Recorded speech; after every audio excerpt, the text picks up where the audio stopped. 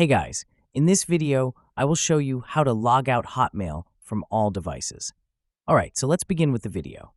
First, head over to the Outlook login page and logged into your account.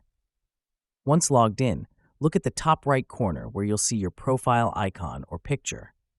Click on it to open a drop-down menu, and from there select My Microsoft Account. This will take you to your Microsoft Account dashboard, the central hub for managing all your account settings. From your account dashboard, locate and click on the Security tab. This section is key because it contains everything related to protecting your account. Once inside, look for and click Manage How I Sign into Microsoft. Here, scroll down and you'll find an option called Sign Out Everywhere. By clicking on this, you'll log your account out of all devices it's currently signed in on. The process may take a few moments, as it ensures every session across all devices is properly terminated.